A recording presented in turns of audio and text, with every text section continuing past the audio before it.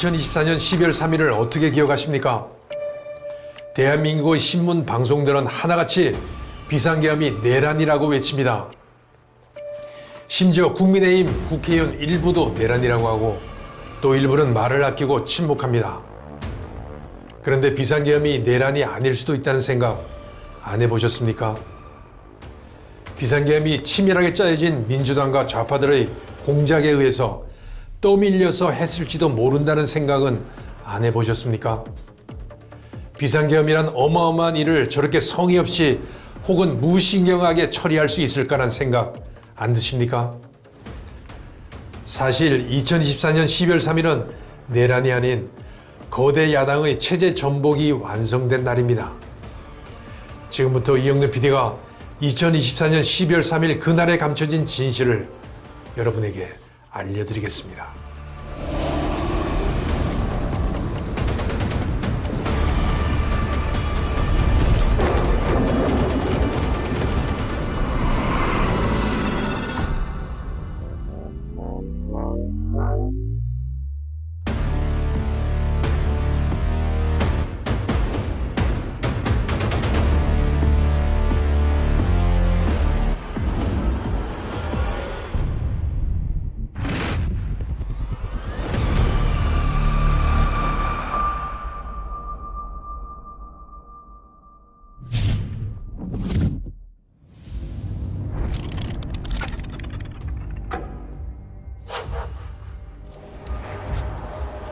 (2024년) 여름 김용현 경호처장, 여인영 방첩사령관, 곽종근 특전사령관, 그리고 이진우 수방사령관, 이들은 용산 모처에서 수차례 회동하며 비상계엄의 가능성을 논의한 것으로 전해집니다.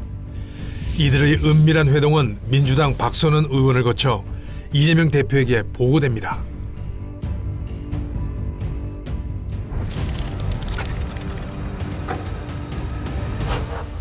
이재명 대표가 올 초에 이제 비습을 당하잖아요. 네. 예.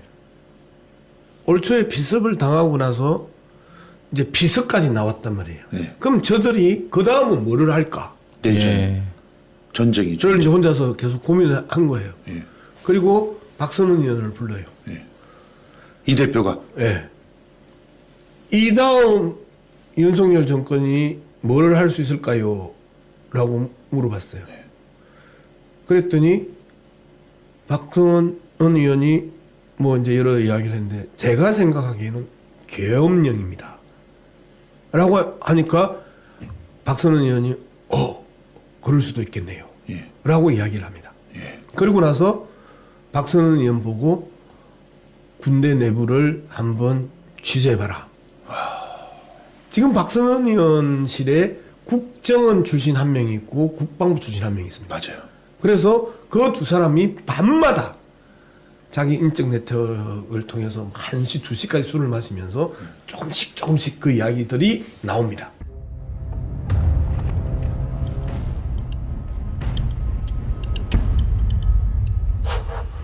민주당은 비상계엄을 이미 인지하고 있다고 전격 폭로합니다.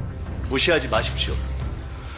차지철 스타일의 야당 입틀막 국방부 장관으로의 갑작스러운 교체와 대통령의 뜬금없는 반국가 세력 발언으로 이어지는 최근 정권 흐름의 핵심은 국지전과 북풍 조성을 염두에 둔 계엄령 준비 작전이라는 것이 저의 근거 있는 확신입니다. 당내 계엄 대비태세는 김민석과 박선원이 주도했습니다. 질문입니다. 대답하세요. 최근 이진우 수방사령관, 곽종근 특전사령관, 여인영 방첩사령관을 한남동 공간으로 불렀죠. 출입 기록을 남기지 않으려고 입구에서 경호처 직원의 안내로 불러들여서 무슨 얘기했습니까? 계엄 이야기 안 했습니까? 내란 예비 음모로 비칠 수 있음을 명심하십시오. 윤 대통령 측의 계엄 준비 정황은 이미 외부로 낱낱이 노출되고 있었습니다. 특히 최근에 계엄 얘기가 자꾸 얘기되고 있고 종전에 만들어졌던 계엄안에 보면 계엄 해제를 국회가 요구하는 것을 막기 위해서 국회의원들을 계엄 선포와 동시에 체포 구금하겠다 라는 그런 계획을 꾸몄다는 얘기도 있습니다. 두 분의 국회의원이 특전사령관님과 저를 불렀어요. 질문은 뭐였냐면 무인기 얘기도 있었지만 그 비상계엄 얘기를 했었거든요. 그래서 불려 나가서 나중에 이제 다 끝나고 그 저한테 둘한테 내 귀로 제보가 계속 들어온다. 비상계엄 얘기가 있는데 당신들 조심해라. 그런 거 있으면 잘 확인해라.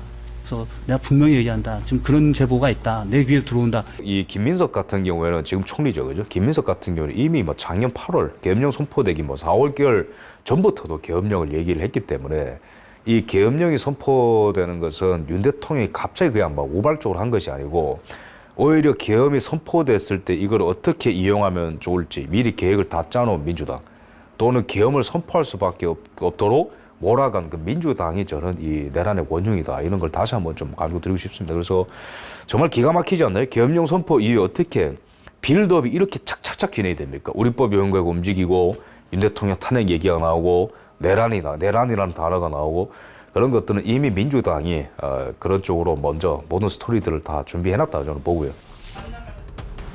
그해 9월 열린 국방장관 인사청문회. 모든 패를 지고 있는 민주당이 관계자들을 압박하는 형국이었습니다. 장관 후보자의 답변은 위태로워 보입니다. 국방장관에 갑자기 임명하려는 것과 대통령의 반국가 세력 발언은 김건희 여사의 감옥행을 막기 위한 계엄 준비 작전이다.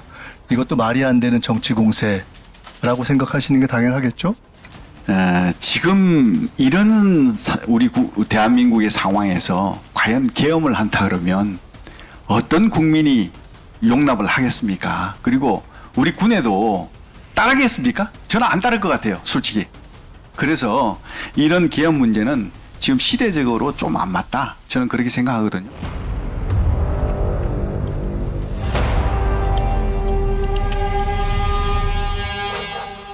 김민석 의원은 계엄 해제 절차까지 구체적으로 언급하며 압박합니다. 네. 네. 설령 계엄을 해야 할 상황이 온다고 해도 국회가 과반수 의결로 요구하면 바로 해제될 것이기 때문에 후보자도 사실상 계엄은 현재 불가능하다. 그것이 대통령실과 정부 여당 관계자들의 주장이기 때문에 이렇게 보셔서 그렇게 말씀하시겠죠? 생각해 본 적 없습니다. 네. 국회의원에게는 불체포 특권이 있기 때문에 계엄이 발동돼도 국회의원들이 국회에 모여서 해제를 요구하면은 계엄은 해제됩니다.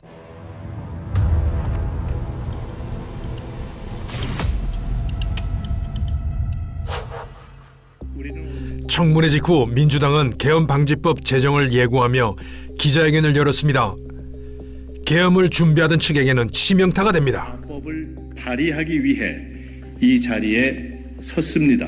첫째, 계엄 선포 요건을 강화하여 전시가 아닌 경우에는 국회 제적위원회 과반수 출석과 출석위원 과반수의 찬성으로 사전에 동의를 받도록 함으로써 계엄 선포권의 남용을 방지하고, 둘째, 대통령이 계엄을 선포할 경우 72시간 내에 국회의 사후 동의를 얻도록 하여 계엄 유지의 요건을 강화했습니다.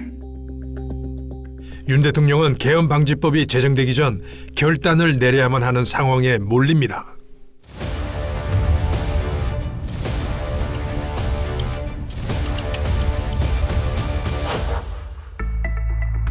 대통령을 탄핵하려는 민주당의 로드맵이 구체적으로 드러납니다. 국익을 불가피하다라는 판단하고 있습니다.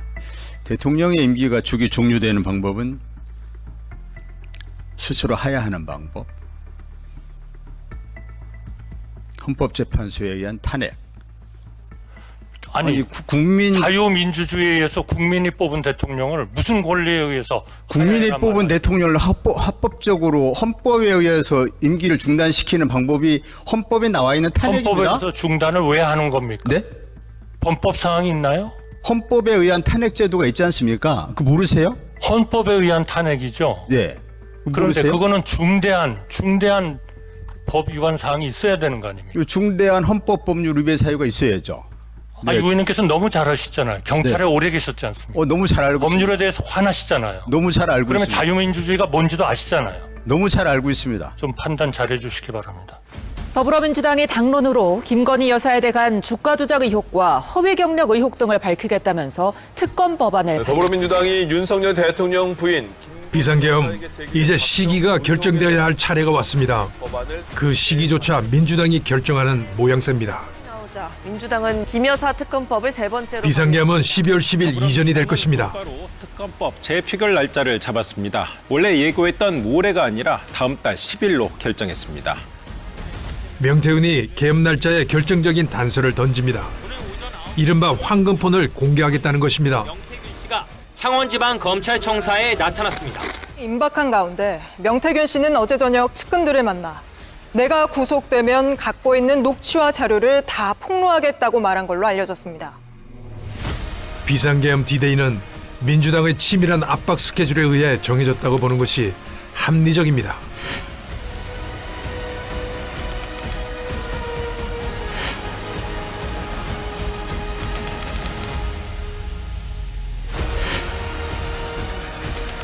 그렇게 운명의 날 12월 3일이 결정됐습니다.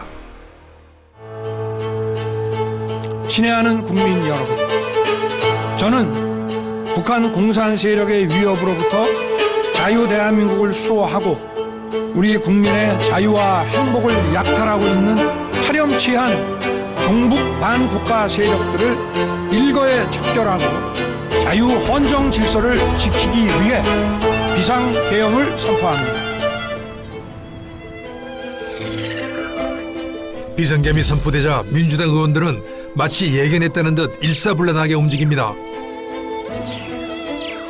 통신 차단을 대비해 워룸이라는 암호화 텔레그램 방을 개설하고 이곳을 지휘소 삼아 신속하게 대응에 나선 것입니다.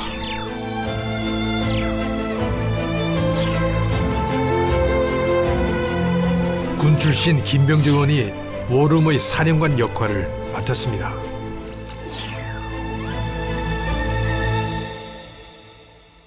윤 대통령과 김용현 국방부 장관, 계엄을 준비한 수뇌부들은 수개월에 걸쳐 계엄에 관한 정보가 민주당 쪽으로 흘러 들어가고 있다는 사실을 알고 있었다고 보는 것이 합리적입니다. 그래도 밀어붙이면 성공할 수 있다고 오판을 한 것일까요? 아니면 윤 대통령 말처럼 반국가 세력에 대한 경고로 그치려고 한 것일까요? 아니면 민주당의 대통령 탄핵을 위한 유인책에 말려던 것일까요? 우리는 여기서 민주당의 정권 탈취 작전 계획과 윤 대통령의 비상계엄 계획을 정리해볼 필요가 있습니다. 우선 민주당의 정권 탈취 계획은 각종 악법과 탄핵 등으로 국정을 마비시켜 윤석열 정부를 식물 정부로 만들어버린다. 따라서 국정을 정상적으로 처리할 수 없게 된 윤 정부는 비상계엄을 생각하지 않을 수 없다. 비상계엄을 선포합니다. 비상계엄을 실시하면 기다렸다는 듯이 내란으로 탄핵 소추를 하고 가결되었음을 선포합니다. 헌법재판소는 대통령을 파면한다. 대통령 윤석열을 파면한다. 이번엔 실수 없이 선거 조작을 통해 이재명이 대통령이 된다. 대통령 이재명. 국헌 물러난 건 그 당시 민주당이죠. 그 당시 민주당이 한 일, 지금도 계속되고 있는 게 뭐냐 하면 히틀러가 그 당시 동원했던 사람과 똑같아요. 그 당시 이제 독일에서 학문적으로 무슨 용어가 성립이 됐었냐면 입법적 수단을 동원한 헌법 질서의 전복 시도. 입법적 수단을 동원한 헌법 질서의 전복 시도. 근데 그것이 지금 민주당이 하고 있는 그때부터 지금까지 하는 게 똑같은 거예요. 그렇다면 윤석열 대통령의 비상계엄 계획은 어떤 것이었을까? 저는 취재를 바탕으로 윤 대통령은 다음과 같은 계획을 했을 것이라고 합리적으로 판단을 해봅니다. 2020년 21대 총선과 2024년 22대 총선에서 민주당은 선거 조작으로 압도적 다수 의석을 차지한 거대 야당이 되었다. 그리고 각종 악법과 예산 압박, 그리고 유례없는 줄탄핵으로 국정을 마비시켰다. 따라서 대통령으로서 할 수 있는 가장 강력한 조치인 비상계엄으로 비상계엄을 선포합니다. 국회와 선관위에 강력한 경고를 보낸다. 국민에게는 가장 강력한 방법으로 국민을 계몽시킨다. 그리고 궁극적 목표인 선거제도를 개선한다. 일반 대중들이 봤을 때는 갑자기 계엄령 선포한 것 같겠지만은 대통령께서는 사법부의 흐름, 그다음에 국정원의 어떤 이러한 조사, 그다음에 결정적인 거는 감사원을 통해서 이 선관위의 비리를 이렇게 만천하에 드러내는 것까지 성공을 했지 않습니까? 그럼에도 불구하고 선관위 수뇌부들을 수사하는 거는 거의 진전이 없었습니다. 검찰의 의지가 없었던 사법부에서 그걸 틀어막았던 그런 걸 보면서 사실상 선관위에 들어갈 수 있는 것은 북한 또는 중국의 해커밖에 없고 군밖에 해결할 수밖에 없다라는 그런 결론에 다다른 게 아닐까. 제가 뭐 지금까지 드러난 정보를 취합했을 때는 대통령의 고민의 흐름은 좀 이렇게 흘러갔던 게 아닐까 생각을 합니다. 12월 3일 밤 9시경 707 특임단 1공수, 3공수, 방첩사, 수방사 소속 계엄군 700여 명이 작전에 돌입합니다.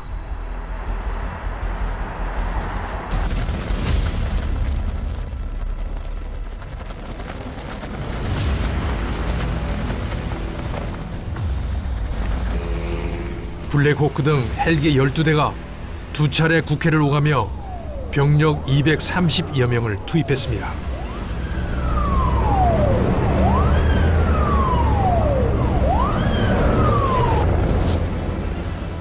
계엄군을 태운 첫 헬기가 국회 운동장에 내린 시각은 밤 11시 48분. 이들의 목표는 본회의장 라벤더홀로 통하는 1번 출입구였습니다.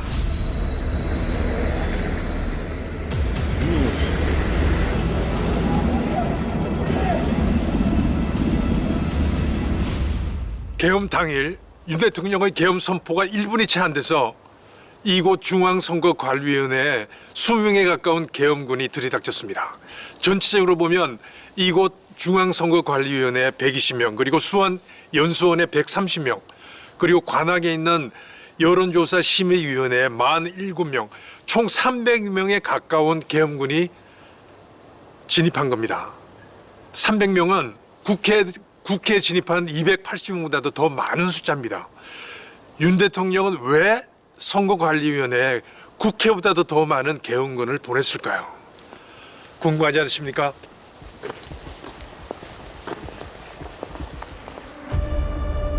국회 진입이 헬기 소음과 고성으로 요란했던 반면 선관위 진입은 은밀하게 진행됐습니다. 국회보다 1시간 18분이나 빠른 시점이었습니다. 계엄 선포 직후 과천 중앙선관위 청사로 들이닥친 겁니다. 국회가 아닌 선관위에 정보사 요원 19명을 투입한 목적, 바로 서버실 장악이었습니다. 현장에서 관리 인원을 파악한 것으로 보입니다. 하지만 사전 준비는 허술했습니다.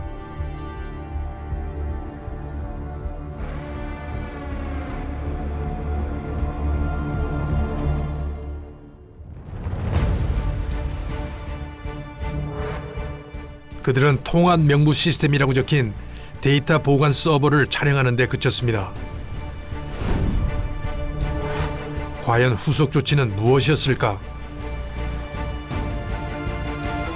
서버를 운송하기 위해 군 트럭이 도착했지만 계엄 해제와 함께 아무 소득 없이 철수하고 맙니다.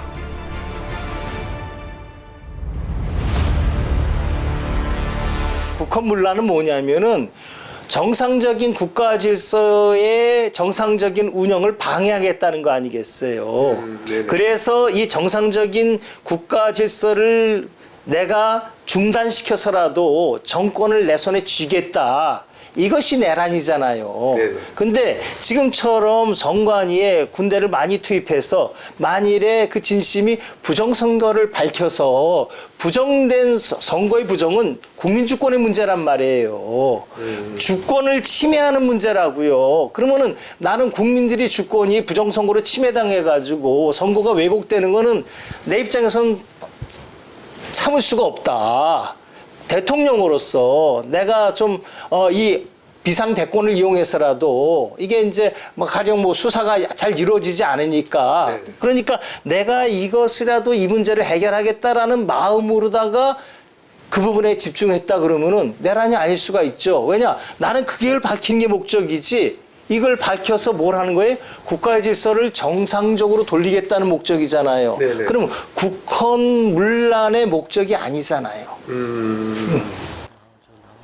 누구도 주목하지 않았던 계엄군의 선관위 관악청사 진입. 그곳에선 무슨 일이 있었을까? 중앙선거방송토론위원회, 중앙선거 여론조사심의위원회.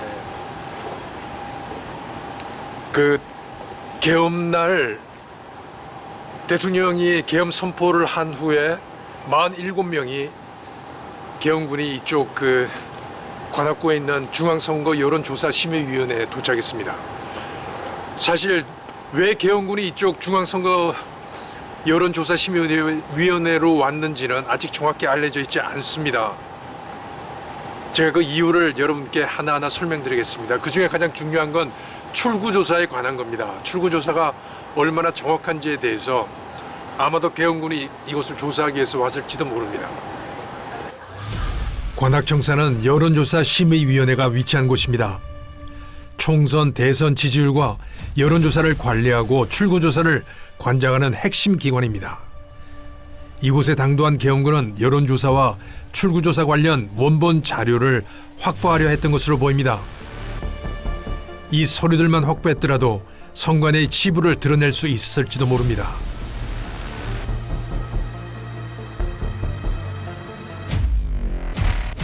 그러나 준비 부족으로 진입한 계엄군은 트럭에 아무것도 싣지 못하고 빈손으로 돌아설 수밖에 없었습니다.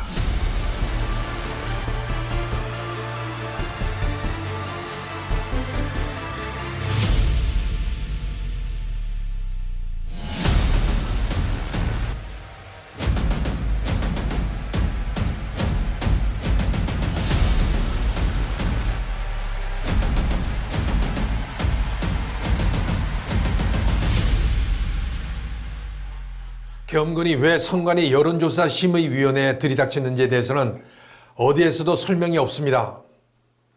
그러나 선거에서 여론조사 심의위원회, 줄여서 여심위는 매우 중요한 역할을 합니다. 모든 여론조사는 설문지를 포함해 여심위의 심의를 받아야 합니다. 여심위에 대한 의혹은 매우 위중하고 심각합니다. 정당이나 개인에 대한 지지도를 조사할 때 모집단을 조작하게 되면 그 조사 결과는 왜곡될 수밖에 없습니다. 특히 출구조사는 조작 의혹이 심각합니다. 여러분이 알고 계시는 출구조사는 당일 선거를 하고 나오는 투표자를 대상으로 하기 때문에 매우 정확합니다. 그러나 방송사들이 하는 출구조사 결과는 당일 선거 투표자들을 대상으로 한 결과와는 완전히 다릅니다. 왜냐하면 사전 투표자들을 대상으로 한 전화조사를 한 다음에 선관위가 주는 인구 통계 정보를 가지고 보정을 하기 때문입니다. 정확해야 할 당일 투표 결과와는 틀리고 선관위가 주는 보정한 결과와는 기가 막히게 맞는 이 출구조사. 만일 당일 출구조사가 맞다면 6.3 대선에서 김문수 후보가 대통령이 됐을 겁니다. 의혹투성이 여심위를 조사하기 위해서 계엄군이 들어갔지만 불행히도 어떤 조사도 하지 못했습니다. 윤 대통령의 부정선거 확인 계획은 이렇게 너무나 허술하고 허무하게 전혀 시행되지도 못하고 끝나고 말았습니다. 저는 뭐 검찰에서도 이런 선거의 어떤 의혹이라든가 이런 걸 많이 보고를 받았습니다만, 그리고 국정원의 23년도 하반기에 그 점검 결과도 제가 국정원장하고 3차장 통해서 직접 제가 보고도 받고 다 했지만 저 정도가 아는 거 가지고도 실제 조사를 못합니다. 그 정도로 이 부정선거라는 것이 실제로 누가 부정선거를 했냐라고 하는 그 범죄를 직접 수사에 들어가는 것은 둘째 문제고, 실제로 부정이 있었냐를 규명하는, 그래서 그 부정이 존재한다라고 하는 것을 국민들에게 밝힐 정도가 되는 것도 사실은 상당한 전문가들이 가야 되는 거기 때문에, 저희의 그 원래 뜻은 이 어떤 그 1년 전에 국정원에서 지적했던 사항들이 그래도 성의 있게 좀 보완되는 노력을 하고 있는지만 확인이 돼서 그게 안 된다고 할 때는 이런 거를 여론화해서 더 투명하게 할 수 있도록 한다는 거지, 군이 가서 뭘 할 수 있는 게 근본적으로 불가능이라고 하는 말씀을 좀 재판부에게 드리고 싶어서. 결국 비상계엄은 부정선거를 밝혀야 한다는 명분만 남긴 채 막을 내렸습니다. 하지만 이 실패가 민주당의 정권 탈취를 위한 거대 시나리오의 일부였다는 점에 주목해야 합니다. 두 보수 정권 대통령이 탄핵으로 추출되는 비극, 이는 정교하게 기획되고 치밀하게 실행된 작전이 만든 결과였습니다.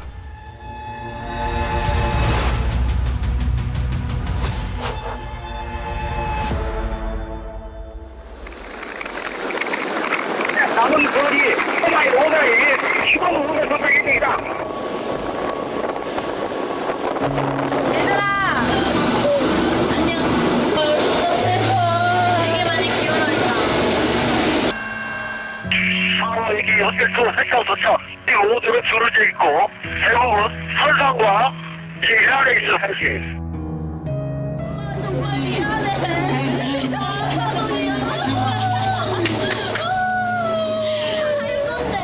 소리야. 나와 있는 사람들이 없는데요. 세상에는 지금 이런 데 없고 이런 데 정말 그 설상.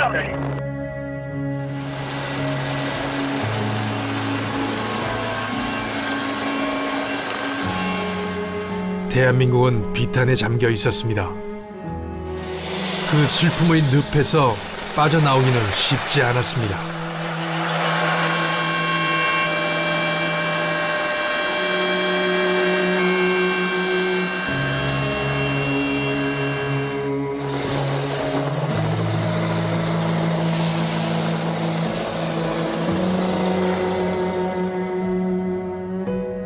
정권 탈취 시나리오 1단계, 박근혜 대통령 개인에 대한 신뢰를 회복 불능 상태로 파기하는 것이었습니다.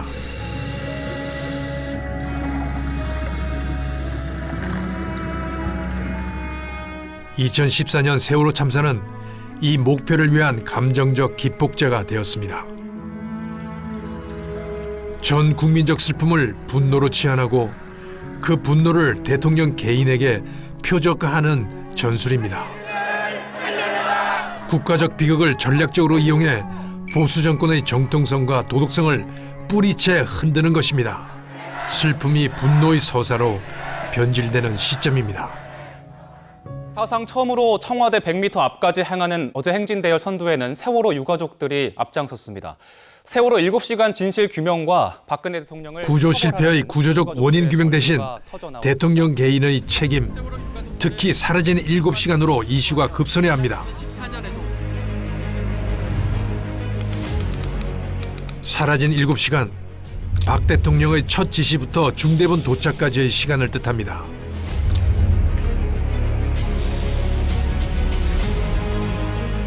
그 시간 동안의 행적에 대해 온갖 유언비어가 양산되었습니다. 아이들을 구하지 않고 기이한 행동을 했다는 기만의 서사가 퍼져나갑니다.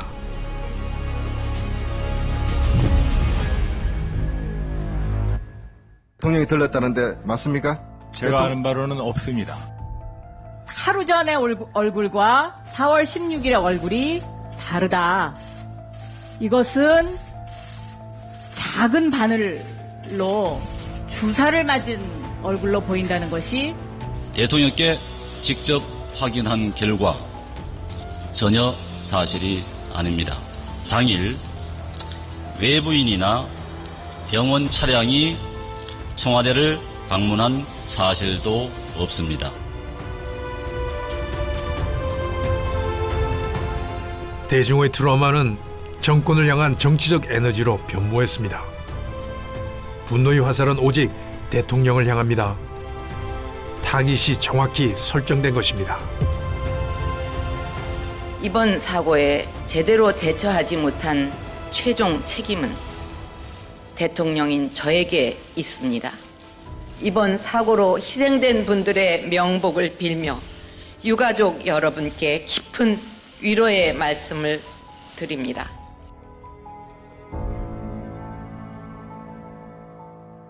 청와대 비선 실세 의혹을 받고 있는 최순실 씨가 청와대 비선 실세라는 의혹을 받고 있는 최순실 씨가 비선 실세 의혹을 받고 있는 최순실 씨가 세월호 참사를 통해 감정적으로 동원된 대중에게는 탄핵을 법적으로 정당화할 결정적 증거, 즉 스모킹건이 필요했습니다. 자료가 나온 것으로 알려졌습니다. 이 역할은 JTBC가 보도한 최순실 태블릿 PC가 맡게 됩니다. PC가 있었습니다. 자, 아무튼 이 책상에서 태블릿 PC가 나왔다는 건데 그런 중요한 게 있다면 버렸을 리가 없다. 이러면서 태블릿 PC의 존재를 부인하고 있습니다. 그리고 터져나온 태블릿 PC 조작설. 그건 정말 주인이 아마도 밝혀야 할 부분이겠습니다만 문서가 저렇게 많이 나왔어요. 272개. JTBC와 검찰이 만든 문서가 54%예요. 저 많은 문서가 148개 문서가 2016년 10월 22일부터 3, 4일 동안에 다 만들어져요.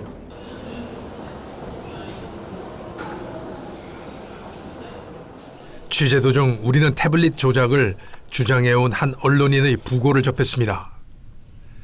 미디어워치 전 대표 황 의원, 항소심 판결을 며칠 앞두고 돌연 생을 마감했습니다.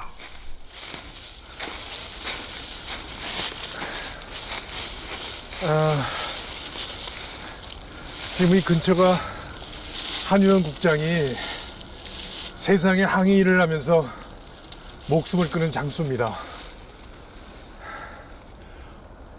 재판이 6년 정도 진행이 되면서 본인은 태블릿 PC가 조작됐고 그 다음에 최서원 씨, 여러분이 아시는 최순실게 아니라는 확신을 가지고 있었어요. 1심에서 실형을 선고받고 그 다음에 죽기 일주일 후에 항소심 선고 공판이 있었거든요. 있을 예정이었는데 본인이 죽음으로써, 본인은 자결이라고 이야기했습니다. 자결으로서 자신의 무죄를 입증하려고 했던 겁니다. 지금 본인이 그 자결한 장소를 주위에 있는 지인들한테 인터넷으로 다 알렸어요. SNS로. 제가 이곳에서 자결을 할 것이다 라고요. 결국은 어저께 항소심이 있었는데 변희재 씨하고 황의원 씨는 돌아가셨으니까 2년 징역형이 선고됐습니다. 그리고 변희재 씨는 법정 구속됐습니다. 변희재 씨는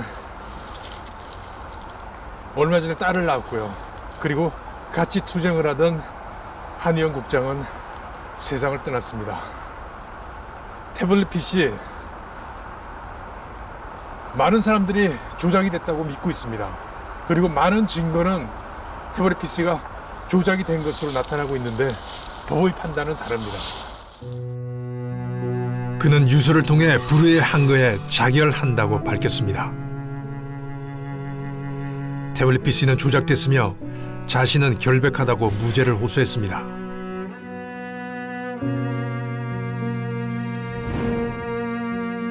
결백을 증명할 자료는 다 남아있다. 하늘에서도 박 대통령의 탄핵 사건에 정의가 실현되도록 돕겠다고 적었습니다.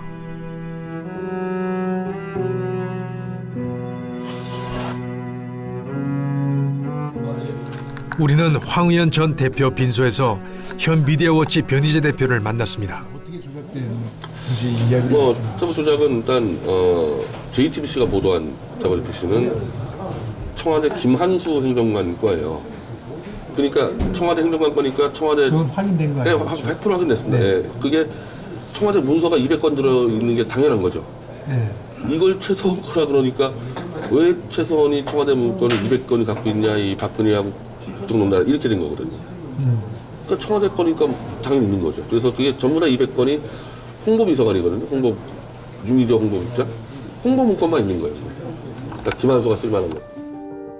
당시 국무총리였던 황교안 역시 태블릿 PC 조작 가능성을 제기한 인물 중 한 명입니다. 박근혜 된 태블릿 PC 그건 아직도 조작이라고 생각하세요? 아니 나는 그 증거로 못 썼잖아요. 예. 태블릿 PC 증거로 못 썼습니다. 재판에서 증거로 못 썼어요. 그러면 조사해 보세요. 못 썼어. 합법이면 못 쓸 수가 없죠. 그러면. 근데 그게 어떻게 이쪽으로 넘어오는 거예요? 최순실한테? 저는 김한수가 넘겼다고 봐요. JTBC에다가. 실제로 그 박근혜 국정농단 증거가 하나도 없었거든요. 그 태블릿 PC 없었으면 탄핵 안 됐을 거예요. 그 대통령이라는 존재가 국민이 맡긴 그 위대한 통치 권한을 근본도 알 수 없는 무당의 가족에게 그 이상한 사람들에게 통째로 던져버린 걸 우리는 용서할 수 없습니다라는 걸 즉각 형식적 권력을 버리고 하야해야 합니다. 아니 사퇴해야 합니다. 태블릿 보도는 촛불 시위의 기폭제가 되었고 탄핵 절차의 도화선이 되었습니다. 이제 세월호의 슬픔은 분노가 되었고 그 분노는 대통령을 끌어내릴 준비를 마쳤습니다. 비극적 슬픔의 서사가 그 결말을 향해 치닫고 있었던 것입니다.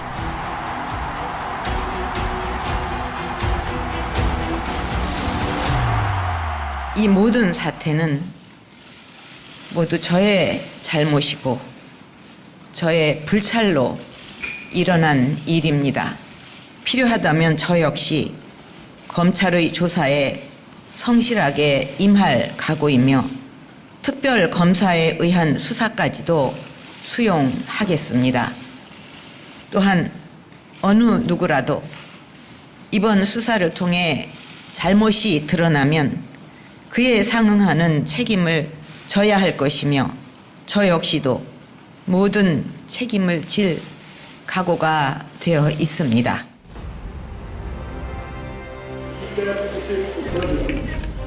탄핵안 가결은 여당인 새누리당 의원 60여 명의 이탈 없이는 불가능했습니다.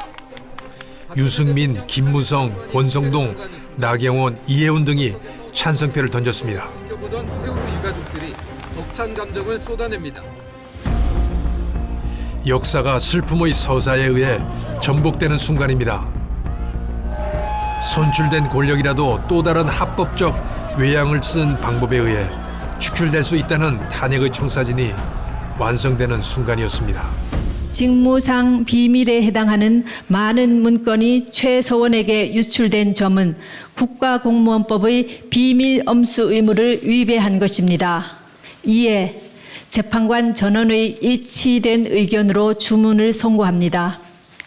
주문, 피청구인 대통령 박근혜를 파면한다. 역사는 누군가의 불순한 의도로 만들어질 수도 있습니다.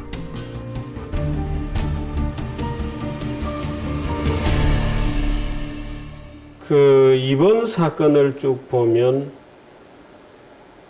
누군가가 언론들의 뒤에서 자료를 주고 있거나 또는 스토리를 쭉 만들어가고 있거나 하는 느낌이 있다고 주장하는 일부 주장도 있어요.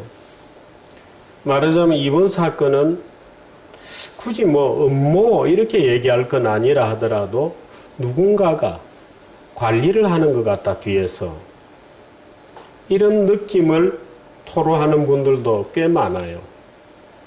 직접 대통령님께서는 혹시 그런 세력이 있다고 느끼십니까? 아니면 단지 언론에 막 터져 나오니까 추동된 것이다 이렇게 느끼십니까? 그동안 쭉 이렇게 뭔가 진행 과정을 이렇게 좀 추적을 해보고 이렇게 보면 그렇게 좀 뭔가 오래전부터 기획된 것이 아닌가 하는 그런 느낌도 지울 수가 없어요. 솔직한 심정. 예. 그 기획은 누구일 것이다라고 마음의 심정에는 있습니까? 그건 뭐 지금 말씀드리기 좀 그렇죠. 느끼시는 어떤 구체적인 인물은 있긴 있군요.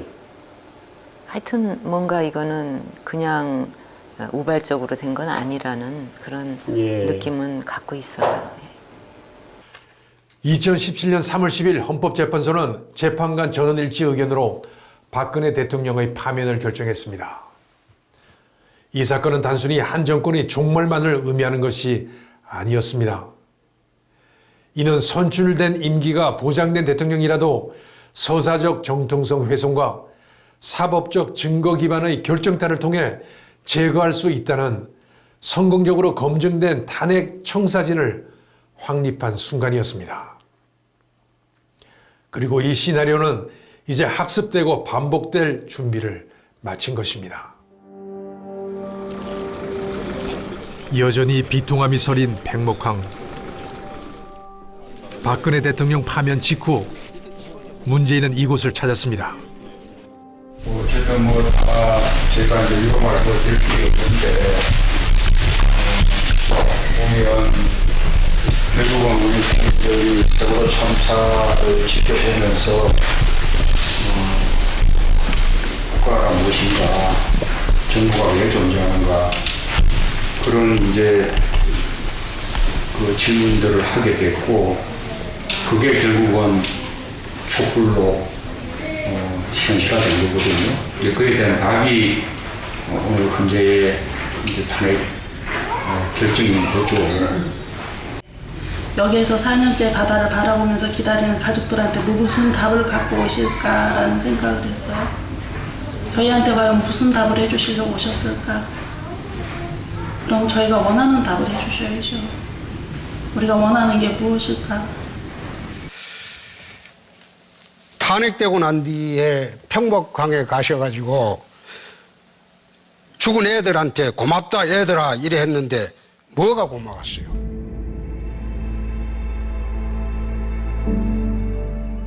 그는 방명록에 고맙다라는 글귀를 남겼습니다. 도대체 무엇이 그토록 고마웠을까? 고맙습니다. 정말 고맙습니다. 자랑스러운 대통령이 되겠습니다.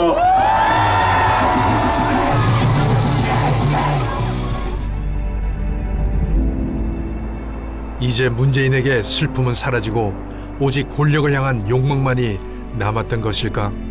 기명을 하겠다고 공언을 했습니다. 그런데 지금 어떻습니까? 세월호 사건은 공소시효가 이제 4개월밖에 남지 않았습니다. 문재인 대통령님, 답을 하십시오. 문재인 대통령은 약속을 지켜라. 그 한마디로 압축이 됩니다. 청와대, 기무사, 그리고 국정원 수사조차 안 되고 조사조차 안 됐어요. 못하는 것도 아니라 안 하고 있는 거거든요. 당시 문재인 대통령의 세월호 희생자에 대한 마음은 진심이었을까?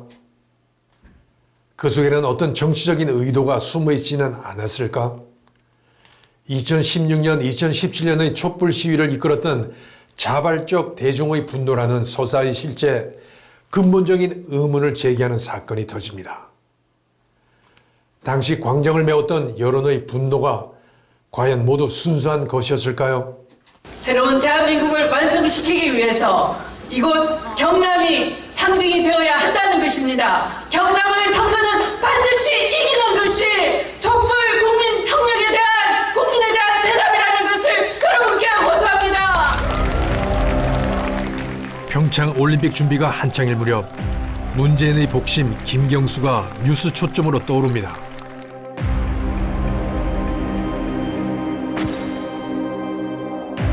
문재인에게 치명적인 여론 조작 사건이 터진 겁니다. 김경수가 드루킹 김동원과 공모해 여론을 조작해왔다는 의혹입니다. 그런데 김 씨는 올해 초 갑자기 돌변했습니다. 경찰 조사에 따르면 지난 1월부터 평창올림픽 남북 단일팀을 반대하는 댓글을 조직적으로 달았고 3월에는 자신의 페이스북에 2017년 댓글 부대 진짜 배우가 누군지 아느냐, 입이 근질근질하다는 협박성 메시지도 올렸습니다. 인사청탁이 거절되자 역으로 문재인 비판 여론을 조작하다 꼬리가 잡힌 겁니다. 또 김 씨는 2016년 말부터 김 의원과 연락을 주고받았다는데 그렇다면 혹시 작년 5월 대선 과정에서도 여론 조작에 관여하지 않았을까? 당연한 의혹도 제기됩니다.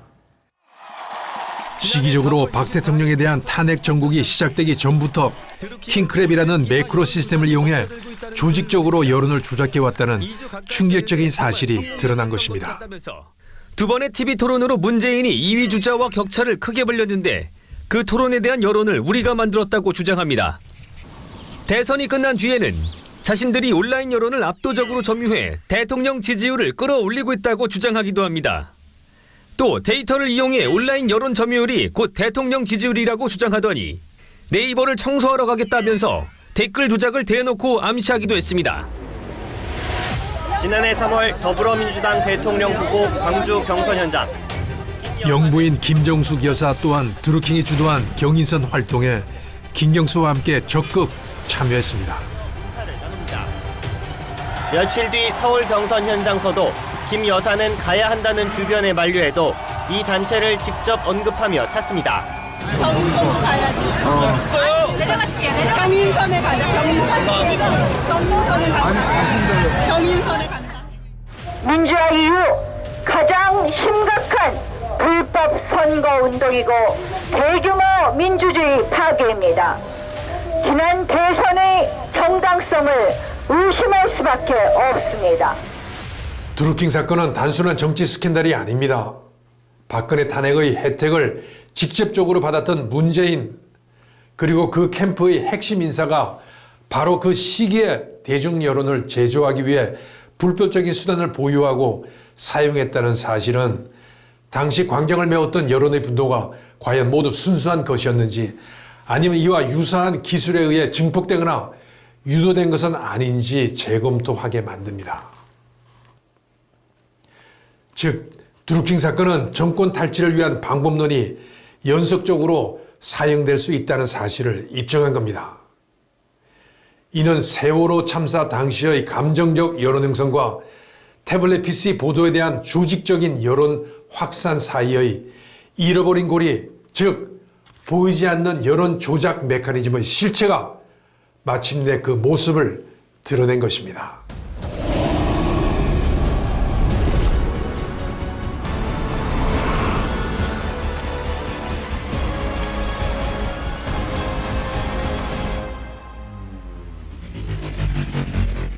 (2020년 4월 15일) 제21대 총선.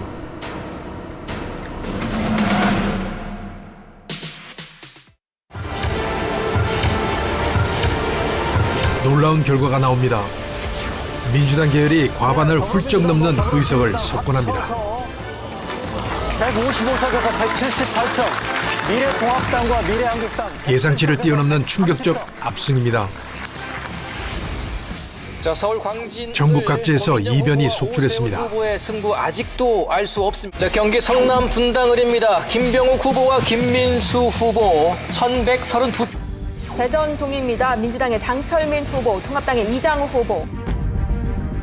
통계적 분석에 따르면 민주당 후보 36명이 조작된 수치로 당선되었다는 의혹이 제기됩니다. 조작이 없었다면 민주당은 과반 확보에 실패했을 거란 얘기입니다. 전문가의 예측대로 팽팽한 여야 구도가 형성되었어야 정상입니다.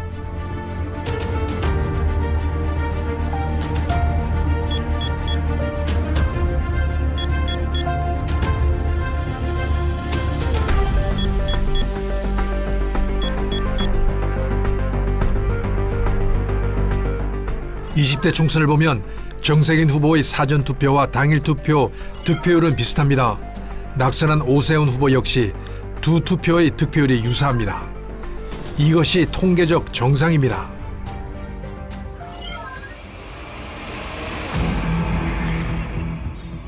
그러나 21대는 확연히 다릅니다. 사전투표와 당일투표 격차가 무려 12%를 상회합니다.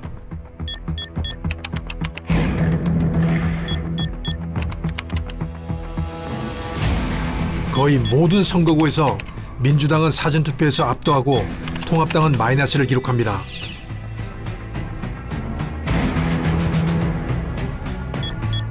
인위적 개입 없이는 불가능한 현상입니다.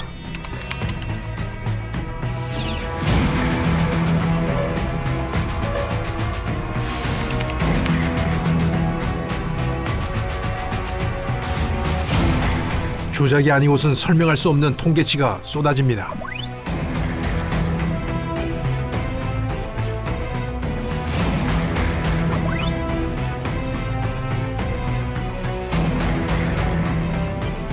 이재명 후보가 당선된 6.3 대선의 득표율 밀도 그래프 역시 기가 막히게 일치합니다.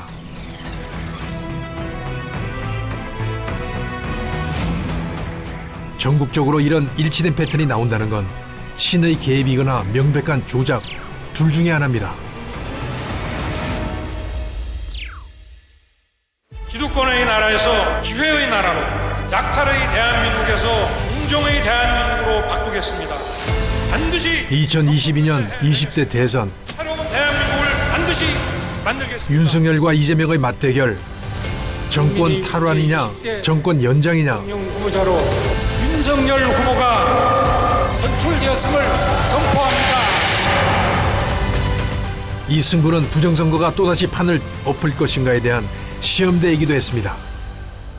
여러분은 이 나라의 주인이고 역사의 주인공이고 대한민국의 새로운 미래를 열어갈 바로 그 주자들입니다, 여러분.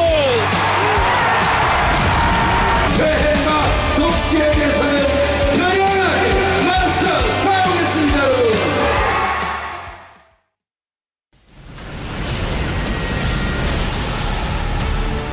민주당 이재명 후보 47.8%, 윤석열 후보 48.4% 두 후보 접전으로 나타났습니다. 네, 숫자가 바뀌었습니다. 네, 윤석열 후보가 방금 결과는 윤석열의 신승이었습니다. 0.73%, 불과 24만 7천 표 차이. 막판 뒤집기가 가능한 근소한 차이였음에도 이재명은 일찍 자리를 떴습니다. 흰색 승합 차량의 모습이 나오고 있습니다. 그는 당사 도착 전 차 안에서 꽤 긴 시간을 보냅니다. 이재명 후보와 윤석열 후보의 유세 발언도 좀 들어보셨을 텐데요. 진중권 작가는 어떤 차이가 느껴지던가요? 뒤집기 힘들다는 언지를 누군가로부터 받은 것일까요?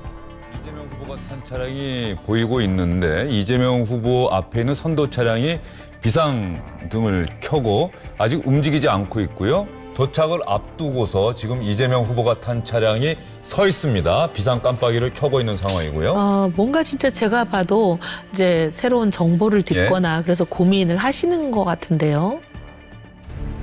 중국 정부가 작업을 해서 대한민국이 그 부정선거로 뭐 대통령이 뽑혔다. 뭐 이런 주장이 있잖아요. 부정선거를 했으면 윤석열 대통령은 왜 당선됐습니까?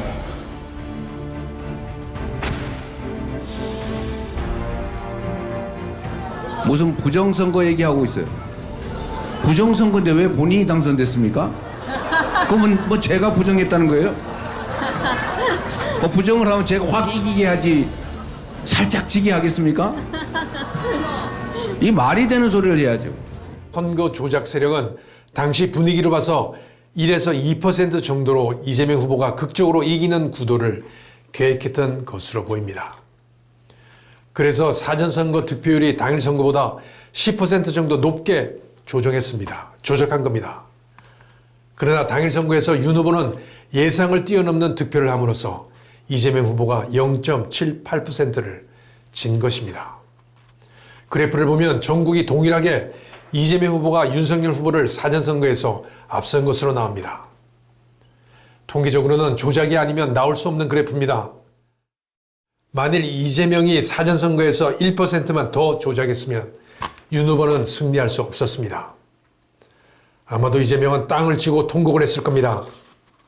그래서 2025년 6.3 대선은 사전선거 득표율이 당일 선거 득표율보다 40% 가까이 이기는 것으로 엄청나게 조작해 당일 선거에서 15%를 더 얻은 김문수 후보를 289만 표 차이로 이긴 것입니다.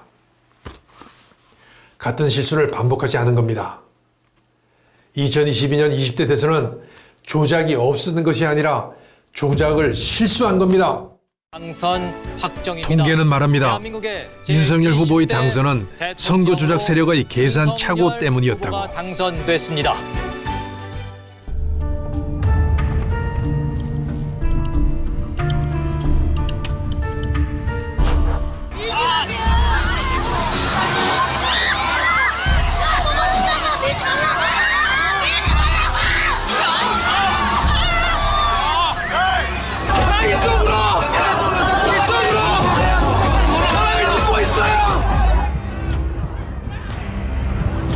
취임 5개월 뒤 이태원에서 대형 참사가 발생합니다. 세월호처럼 누구도 예상치 못했지만 막을 수 있었던 비극. 참사 4시간 전부터 112 신고가 11건이나 빗발쳤지만 적절한 대응은 없었습니다.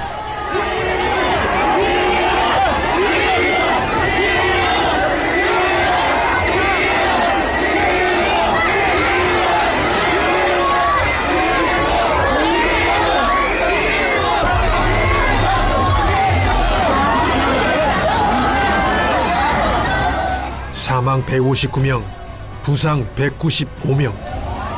3.2m의 가파른 골목길에서 많은 젊음이 숨을 제대로 쉬지도 못하고 쓰러져 갔습니다.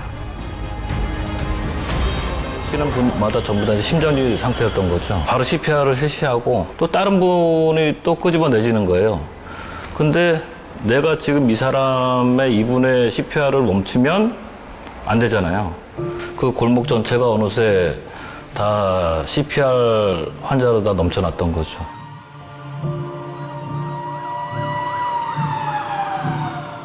누군가에겐 비극이지만 정치 세력에겐 기회일 수 있습니다. 세월호가 증명한 역사입니다. 두 사건 모두 비극적 사고였지만 정치적으로는 대통령 책임론으로 귀결되는 프로세스를 밟습니다. 윤석열은 퇴진하라! 이태원 참사의 공범 국힘당은 해체하라! 해체하라! 우리 20대, 30대 친구들에게 간곡히 부탁하고 싶습니다. 우리는 이미 세월호에서 한 번, 이태원에서 2번 죽었는데 또 죽을 수 없지 않습니까? 무책임 최초 신고 이후 4시간 동안 왜 아무것도 안 했는지, 대통령 뭐 하고 있었고 책임자들 어디 있었는지 반드시 밝히고 죄를 물어냅시다. 지금은 용산 대통령실로 행진이 이어지고 있습니다. 이렇게 시위 인파가 대통령 직무 공간을 둘러싸는 건 지난 2016년 이후에 6년 만이죠. 아이들을 살려라! 아이들을 살려라! 대통령실 에워싸기는 지난 2016년 박근혜 전 대통령 퇴진 촉구 촛불 집회 때 시도된 적이 있습니다. 제가 이거 누구 흉보는 것 같아서 별로 얘기하기 좀 그런데 참사, 대형 참사가 발생하는 게 몇 가지 특성이 있는데 여러분 잘 생각해 보시면 그게 소위 보수 정권에서 주로 발생합니다.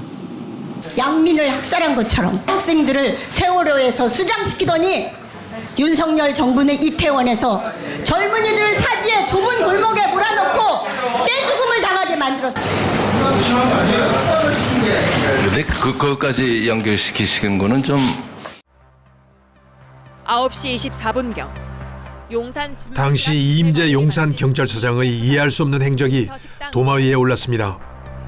문재인 정부 말기에 임명된 인물입니다. 그는 왜 긴박한 상황에서 현장 조치 없이 차 안에서 50분을 허비했을까요? 오후 9시 50분경 이임재 용산서장은 관용차를 타고 이태원 쪽으로 향했습니다. 그리고 오후 9시 57분경 차 안에서 처음으로 용산서 상황실장으로부터 이태원 상황을 보고받습니다. 하지만 무슨 이유인지 기동대 파견 지시도 서울경찰청장에게 보고도 하지 않았습니다.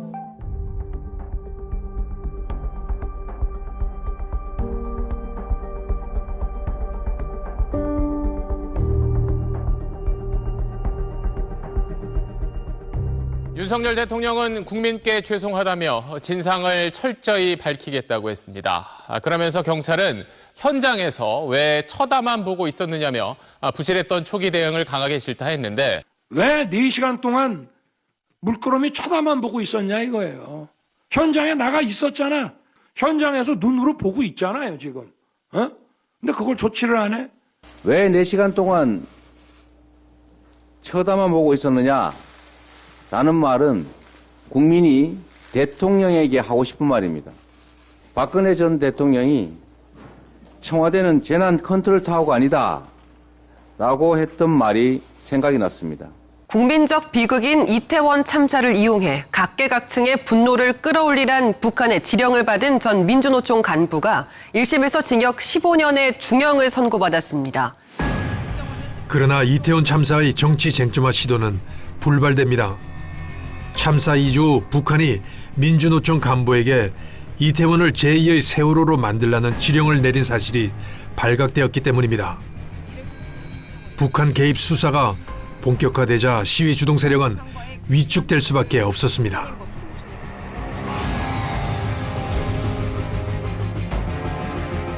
북한 지령문의 내용은 구체적이었습니다. 분노를 최대한 분출시켜라. 11월, 12월 투쟁을 촛불 시위와 적극 결합시키고 국민이 죽어간다. 이게 나라냐? 퇴진이 추모다. 등 구체적인 시위 구호까지 북으로부터 하달됐습니다. 민주당의 정권 탈취 시나리오는 이재명 체제로 들어서면서 새로운 국면을 맞이합니다.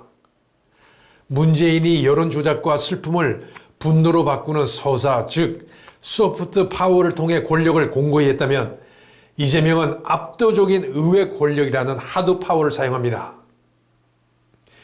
이제 여론의 힘을 빌린 항의가 아닌 합법적 절차를 통한 행정부 마비라는 마지막 단계로 진입하게 됩니다. 이태원 카드가 실패하자 이재명의 윤석열 포위 작전은 새로운 국면을 맞습니다. 이상민 행정안전부 장관의 탄핵소추안이 어제 국회에서 가결됐습니다. 장관 탄핵소추안이 국회를 통과한 건 헌정사상 처음입니다. 네, 오늘 국회에서는 헌정사상 처음 현직 검사를 파면하라는 탄핵소추안도 의결됐습니다. 대한민국 헌정사상 유례없는 줄 탄핵이 시작됩니다. 행정부 마비 작전의 본격화입니다. 탄핵 발의 적시 직무가 정지된다는 맹점을 노린 것입니다. 시작되자 탄핵은 더 잦아져 이진숙 방통위원장, 최재해 감사원장 등 11건의 탄핵안이 발의됐습니다. 이번 정부 들어 탄핵안은 29건 발의돼 13건이 본회의를 통과했습니다. 민주당은 탄핵 연쇄범이며 사실상 무정부 상태를 유도하는 국정 테러 세력입니다, 여러분. 민주당이 국정을 마비시키기 위해서 행한 파렴치한 행태를 적나라하게 보여준 것이 방송통신위원회 위원장 줄탄핵과 이재명 방탄을 위한 검사 줄탄핵입니다. 누가 봐도 정부에 대한 견제라기보다는 방통위의 업무 자체를 마비시키고 자신에 대한 재판을 방해하기 위한 횡포로 보입니다. 대통령님께서 임명장을 수여하시겠습니다. 방통위원장입니다. 2023년 8월 25일 대통령 윤석열. 윤 대통령은 이명박 시절 홍보수석을 지낸 이동관을 방송통신위원장으로 임명했습니다. 이사회 긴급 안건으로 김의철 사장 해임 재청안을 제출했습니다. 앞으로 이동관 방통위원장 체제에서 벌어질 방송 장악과 언론 탄압은 모두 윤석열 대통령 책임입니다. 방통위는 5인 하부이제 기구입니다. 대통령 지명 2인, 여당 1인, 야당 2인 추천 구조입니다. 하지만 야당의 추천 거부 등으로 결국 대통령 임명 2인 체제로 파행 운영되었습니다. 더불어민주당이 이동관 방송통신위원장에 대한 탄핵소추안을 다시 발의했습니다. 민주당은 이번 탄핵안을 오는 30일 본회의를 열어 보고하고 다음 날인 12월 1일 본회의를 열어 처리할 방침입니다. 이동관 방송통신위원장이 야당이 주도하는 국회 탄핵 표결을 앞두고 사퇴했습니다. 이 위원장은 신임위원장은 취임 4개월 만에 사퇴합니다. 최단기 위원장 기록입니다. 원지간이 재가됐습니다. 취임 95일 만에 최단기 방통위원장이 된 겁니다. 탄핵을 해야 하니 사표를 수리하면 안 됩니다. 이동관 방송통신위원장이 사의를 표명했다는 소식이 알려지자 민주당이 내놓은 발언입니다. 대통령이 사표를 수리하면 지금 민주당이 진행 중인 탄핵안 처리를 못하니까요. 하지만 탄핵안이 의결되면 헌법재판소에서 탄핵 여부를 심판하기까지 최장 180일이 걸리고 그럼 이 기간 이 위원장은 사직하고 싶어도 할 수 없는 만큼 새 방통위원장을 보낼 수도 없기에 대통령은 이 사표를 수리했습니다. 대통령 입장에선 국회와 충돌도 피할 수 있고 방통위원장을 새로 뽑는 게 시간도 덜 걸리니까요. 어쨌든 탄핵을 추진하던 민주당은 허를 찔린 셈이 됐습니다. 이런 꼼수 쓸 줄은 잘 몰랐죠, 사실. 뭐 전혀 예상하기 어려운 좀 비정상적인. 당장 연말부터 예정된 방송사 제어가 재승인부터 차질이 빚어지는데 특히 총선을 앞두고 기승을 부릴 것으로 보이는 가짜뉴스 대응과 스팸 보이스피싱 등 민생 관련 정책 추진도 묶이게 됩니다. 윤석열 대통령이 이동관 전 방송통신위원장의 후임 자리에 대검 중수부장 출신의 김홍일 국민권익위원장을 지명했습니다. 사퇴 직후 김홍일 권익위원장이 방통위원장으로 지명됩니다. 대검 중수부장을 지낸 직속 상관이었습니다. 법무부 장관 후임으로도 검토했지만 방통위 공백을 최소화하기 위해 전격 지명했습니다. 민주당을 비롯한 야권이 김홍일 방송통신위원장 탄핵 소추안을 발의했습니다. 이 여소야대 국면에서 탄핵안 의결 자체를 막을 방법은 없습니다. 민주당은 임명 즉시 탄핵 소추안을 발의합니다. 탄핵 소추안을 발의했습니다. 당론으로 채택했고 다음 주 강행 처리 가능성도 시사했습니다. 김홍일 방송통신위원장이 자진 사퇴했습니다. 국회 본회의에 김홍일 위원장 역시 자진 사퇴합니다. 임명, 탄핵 발의, 사퇴, 마치 장난 같은 소모전이 반복됩니다. 이 후보자의 일성입니다. 지금 방송은 공기가 아니라 흉기다. 공영 언론 다수가 민노총 조직원들이다. 이 방통위 2인 체제는 민주당이 만든 것이다. 민주당은 방통위원장에서 끌어내리겠다고 예고했습니다. 임기 시작 하루 만에 탄핵소추안이 발의된 이진숙 방송통신위원장. 윤석열 대통령은 고생이 많다는 격려와 함께 임명장을 수여했습니다. 이어 이진숙 전 대전 MBC 사장이 임명됩니다. 위원장의 임명. 윤 대통령은 이 위원장에게 앞으로가 첩첩산중이라고 격려도 한 것으로 전해졌습니다. 공직을 맡길 자격 있어요?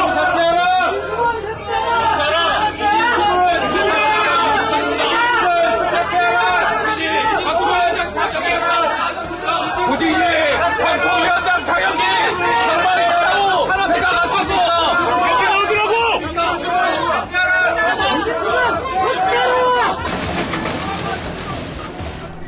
국회 과방위 인사청문회장.